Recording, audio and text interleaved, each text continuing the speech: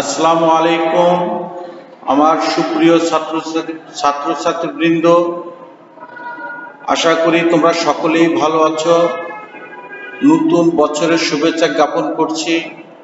তোমরা যে যেখানেই আছো, যে যেখানে থেকেই আমার এই ফিজিক্স অনলাইন ক্লাসে অংশগ্রহণ করেছো, আমি সকলকে আমার অন্তরের অন্তঃস্থল থেকে শুভেচ্ছা জ্ঞাপন করছি।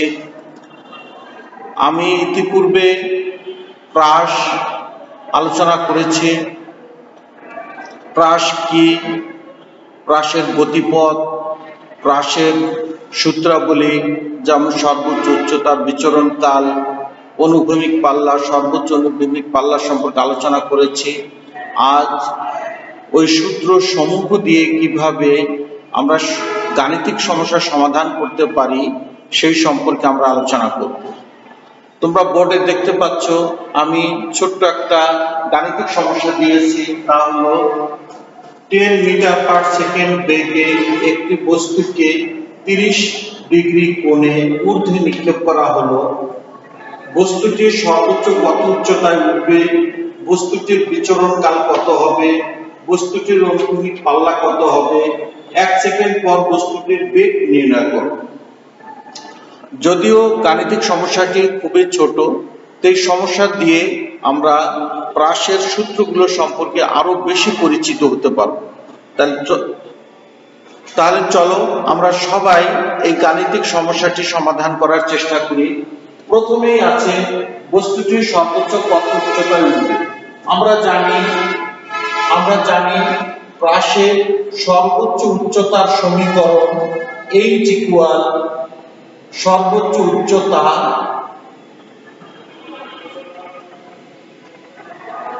h equal v0 sin theta all square by 2g। তাহলে এখানে আমরা মানগুলো বসানোর চেষ্টা করি।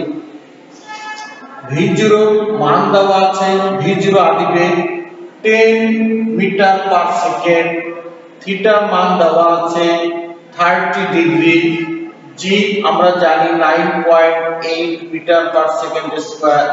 এখানে h ইকুয়াল 1। তাহলে মানগুলো আমরা বসাই।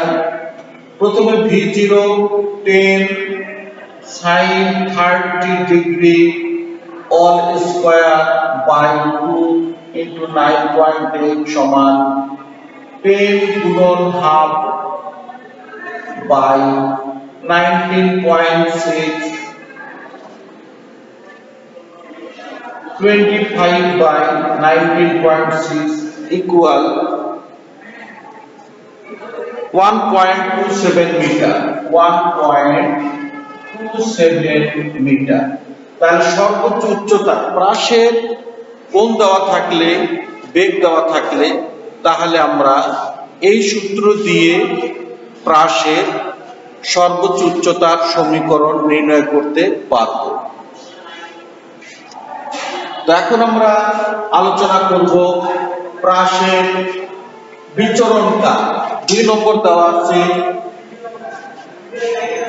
বিচরণ কাল। আমরা জানি বিচরণ কাল p সমান, তো এখন আমরা নির্ণয় করব প্রাসের বিচরণ কাল। বিচরণ কাল p সমান আমরা জানি 2v0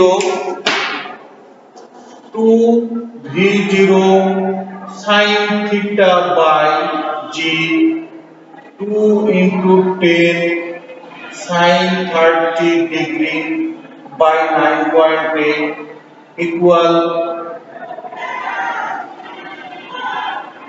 9.8 equal 1.02 এত সেকেন্ড।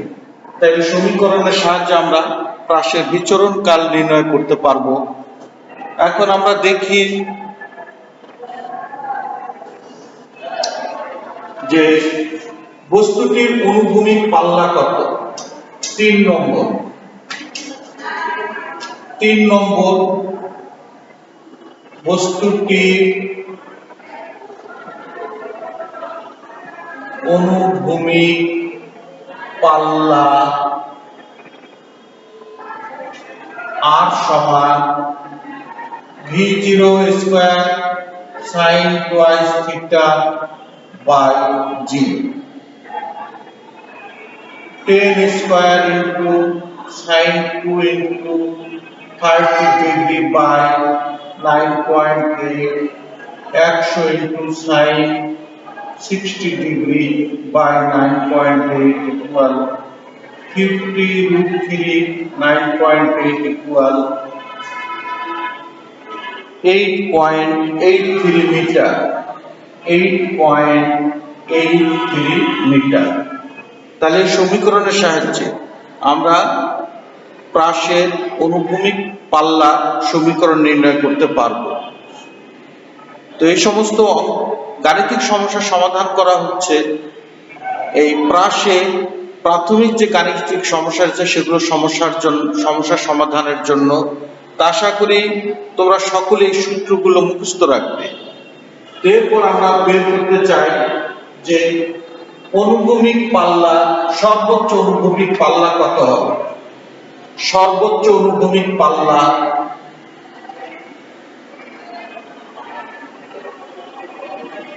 সর্বোচ্চ অনুভূমিক পাল্লা আর ম্যাক্সিমাম সমান v0 square by g, 10 square 9.8 equal 100 by 9.8।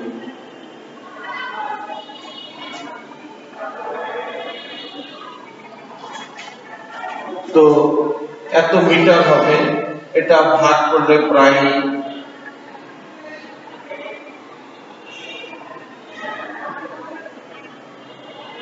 11.9 something এত মিটার আসবে। এটা ভাগ করলে আমরা পাবো। তো অনুভূমিক পাল্লার সমীকরণ পাওয়া গেল কত? অনুভূমিক পাল্লার সমীকরণ হলো r সমান v0 square sin twice theta by g, আর সর্বাধিক অনুভূমিক পাল্লার সমীকরণ আমরা এই সমীকরণটা আমরা পড়েছিলাম v0 স্কয়ার বাই g। তাহলে সর্বাধিক অনুভূমিক পাল্লা আর অনুভূমিক পাল্লার সমীকরণের একটু পার্থক্য রয়েছে। আশা করি এটা সবাই তোমরা মনে রাখবে। এখন আমরা পড়ার বিষয় যে প্রাসের বেগ কত হবে। 1 সেকেন্ড পর প্রাসের বেগ কত হবে। তো প্রাসের বেগের সমীকরণ আমরা শিখেছিলাম যে t সময় পর প্রাসের বেগ v সমান vx square plus vy square. তো আমরা আলোচনা করেছিলাম যে vx হলো প্রাসের বেগের অনুভূমিক উপাংশ, vy হলো প্রাসের বেগের উলম্ব উপাংশ। সুতরাং vx এবং vy এর মান নির্ণয় করে আমরা যদি এই সমীকরণে বসাই মান, তাহলে আমরা প্রাসের বেগ পাব। সুতরাং vx হবে v0 cos theta plus axt।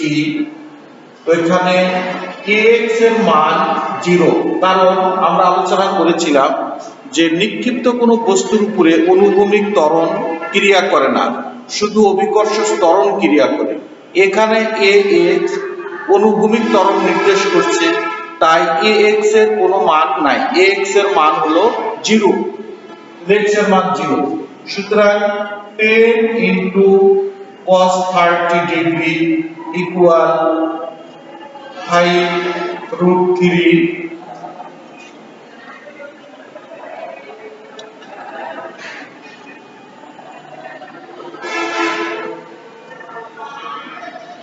1.54 metre per second. তাহলে প্রাসের অনুভূমিক বেগ হলো, অনুভূমিক বেগের উপাংশ 1.54 সেকেন্ড। vy প্রাসের উলম্ব বেগের উপাংশ।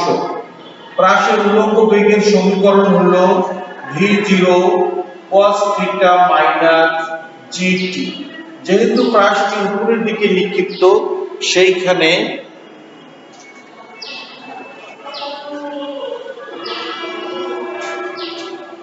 v0 sin theta minus gt। যেহেতু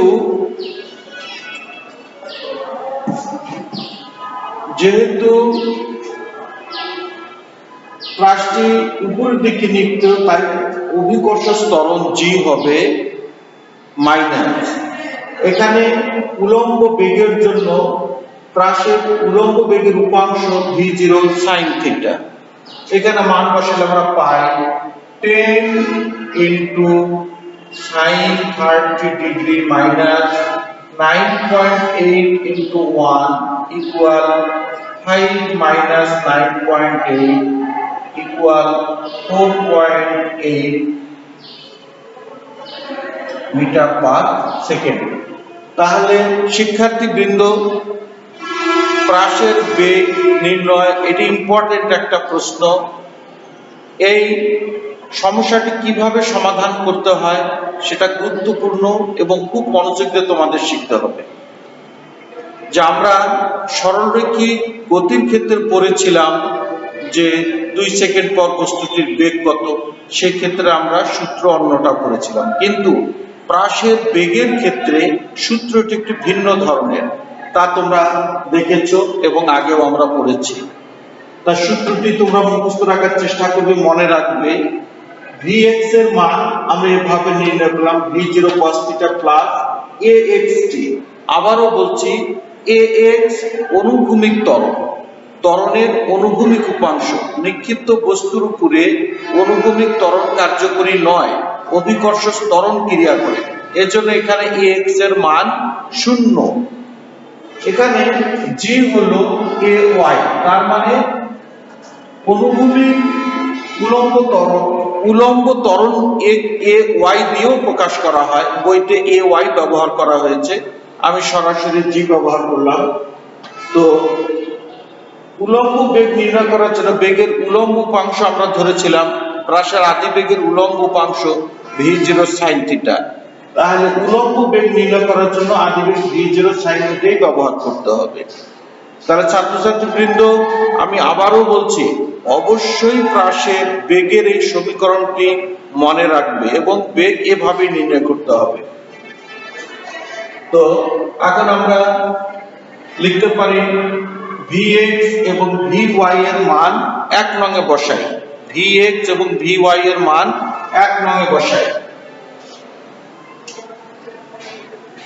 vx এর মান হলো √1.54 square plus vy minus 4.8 square equal, এর মান নির্ণয় করা হয়েছে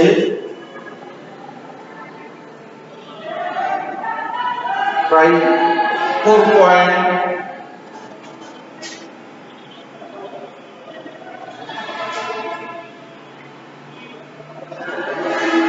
5.5 মিটার পার সেকেন্ড।